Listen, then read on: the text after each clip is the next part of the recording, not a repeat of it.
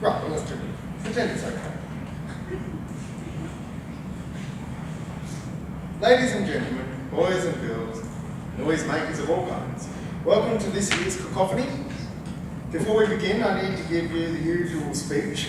I'll let you know the house rules. Firstly, please turn off your mobile phones now. It is extremely important.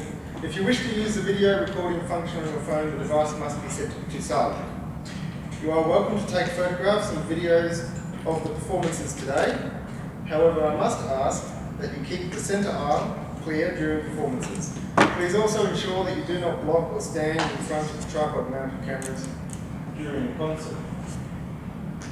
Those interested in ordering copies of the concert DVD will find a form inside the program. The programs that you have been provided with are designed to fit inside of the DVD case. Order forms may be given to my wife Kim or to me, either today or later on. During the concert, performers will be asked to come forward in groups. Mrs. Rowland and Mr. and Mrs. Page will assist you to gather your instruments and find your place at the front of the audience. You will return to your families when the next group of musicians is called forward. So, moving on. This year, we were of the opinion that it might be nice to offer an opportunity to the parents, grandparents, cousins and miscellaneous cats and dogs attending today to participate directly in the concert.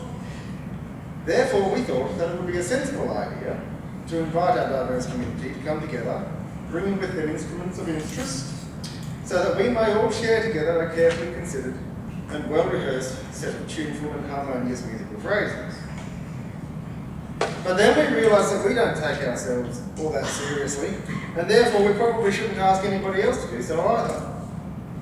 So the decision was made instead. We would ask people to bring all their wonderful, exotic, culturally significant instruments to share their weird and interesting tones with us, but we would also widen the scope of it. After all, I distinctly remember the unit of high school classroom music in which we all talked most seriously and sensibly about the elements of music, you know, rhythm, pitch, harmony, and so on. But the only bit that really interested me was tempo, that element of music that specifically deals with the types and qualities of sound. During those school sessions, we learnt about rules, so-called rules, that seemed to suggest that by some sort of magic, certain instruments should be played together. We were also taught, in my case forcefully and repeatedly, that some instruments and qualities of sound most certainly should not be put together, as if there was some oral equivalent to the colour rule blue and green should never be seen. However, I've always taken the contrary view. That fact will surprise some people, particularly those who have not yet spent 40 seconds in my studio. My view, rather, is that there are some wonderful combinations that the great composers simply neglected. Why Bach never wrote a cantata for cello, oboe, and flugelhorn is beyond me, and somewhat of a mystery. And whilst Beethoven, Stravinsky, and Copland have all experimented extensively with wonderful combinations of sound, colours, and textures, none, to my knowledge, have ever written a duet for harp and bagpipe.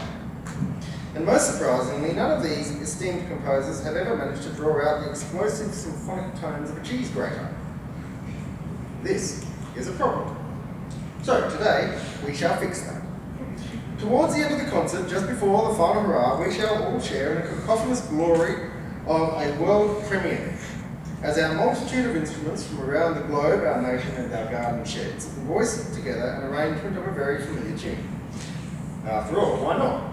Mozart wrote 12 variations of Twinkle Twinkle Little Star, but none of these inferior arrangements drew on the sonorous tones of the Lagerphone or the didgeridoo, and none gave due credit to the balloon or the saucepan and lid. Personally, I can't wait to hear what kind of disaster we can achieve if we really set our minds to the task.